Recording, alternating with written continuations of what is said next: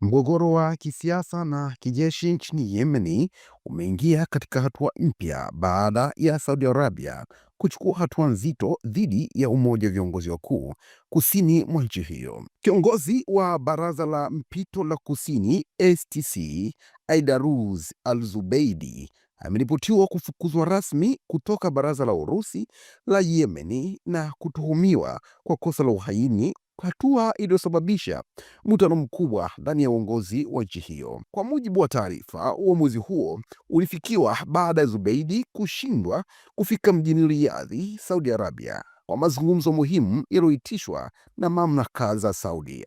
Shirika la habari la BBC limeripoti kuwa baraza la Russia lililoungwa mkono na Saudi Arabia limemtuhumu Zubeidi kwa kudhoofisha uhuru wa Jamhuri ya Yemen na kushiriki vitendo vilivyohatarisha usalama wa taifa hilo. Wajumbe 6 wa baraza hilo waliunga mkono uamuzi wa kumvua wanachama na kumfikisha kwa mwanasheria mkuu, akikabiliwa na mashtaka mazito yakiwemo ya uhaini. Wakati huo yakiendelea, muungano wa kijeshi unaoongozwa na Saudi Arabia umedai kuwa Zubeidi alikimbia na kuhamisha vikosi vyake na kuelekea mkoa wa Al-Dhare, hali iliyolazimisha muungano huo kufanya mashambulizi ya angani kwa madai ya kujilinda na kuzuia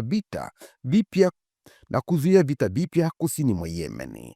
Vyanzo vya hospitali vimeripoti kuwa raia 4 wameuawa kufuatia zaidi ya mashambulizi 15 ya angani yaliyofanyika alfajiri ya Jumatano, tukio lililoongeza hofu kubwa ya kurejea kwa mapigano makali katika eneo ambalo tayari limeathiriwa kwa muda mrefu na vita. Hata hivyo, Baraza la Mpito la Kusini STC limekanusha madai likisema kuwa mashambulizi hayo hayakuwa na uhalali wowote. STC imesisitiza kuwa Aidarus Al-Zubeidi bado yupo mjini Aden na anaendelea kutekeleza majukumu yake ya kiuongozi, huku likieleza kushangazwa na kile walichokiita ongezeko lisilokuwa la lazima la mvutano wa kisiasa na kijeshi. Mvutano huu unajiri wakati Yemen Kusini ikielekea katika mgogoro mpya ambao makundi yanayopambana na waasi wa Houthi sasa yanaonekana kugeukana wao kwa wao. Hali hii imeongeza mpasuko wa kidiplomasia kati ya Saudi Arabia na Umoja wa Falme za Kiarabu, yani UAE, ambaye ameonekana kuunga mkono Baraza la Mpito la Kusini.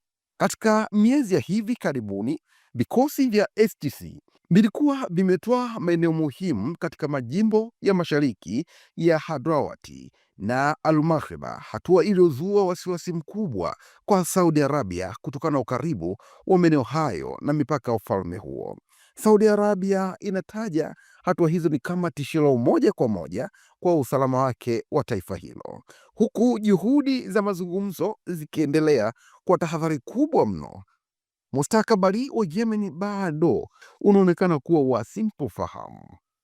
Wachambuzi wa masuala ya kisiasa wanaonya kuwa endapo tofauti hizi hazitachukuliwa kwa njia ya kidiplomasia, Yemen inaweza kuingia katika awamu mpya ya machafuko na umwagaji damu. Hii ni Mwananchi Digital, endelea kutufuatilia kupitia platform zetu ili uweze kufahamu mengi yanayojiri ndani lakini pia nje ya mipaka Tanzania. Tafadhali baki nasi.